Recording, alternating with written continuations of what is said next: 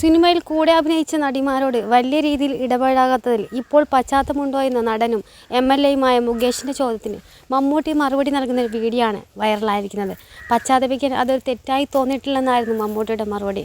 Hema committee report പുറത്തു വന്നതിന് ശേഷം മുകേഷിനെതിരെയും ലൈംഗിക ആരോപണം ഉണ്ടായിരുന്നു.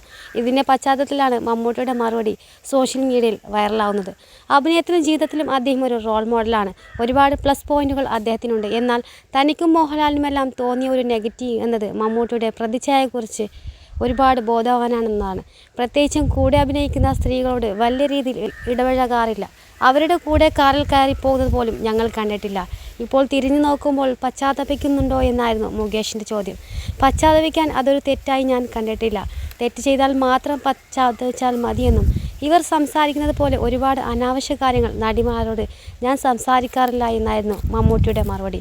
അവർക്ക് കൂടി താല്പര്യമുള്ളതും മാന്യമായി തോന്നുന്നതുമായ വിഷയങ്ങൾ മാത്രമാണ് സംസാരിക്കാറ് എന്നാണ് മമ്മൂട്ടി കൂട്ടിച്ചേർത്തത്. മുകേഷ് എല്ലാമുള്ള സമയത്ത് തനിക്ക് സംസാരിക്കാൻ അവസരം കിട്ടാറില്ലെന്നും മമ്മൂട്ടി തമാശ രൂപേണ പറഞ്ഞിട്ടുണ്ട്. ചില ആളുകൾക്ക് ഒരുപാട് സംസാരിക്കാനും വാചാലമാകാനും സാധിക്കും. ഇതുപോലെയാകും ഇവർ സ്ത്രീകളോടും സംസാരിക്കുന്നത്. എന്തൊക്കെയാണ് അവരുടെ മനസ്സിൽ തോന്നുന്നതെന്ന് ആർക്കറിയാമെന്ന് പറഞ്ഞാണ് മമ്മൂട്ടി മറുപടി അവസാനിപ്പിക്കുന്നത്.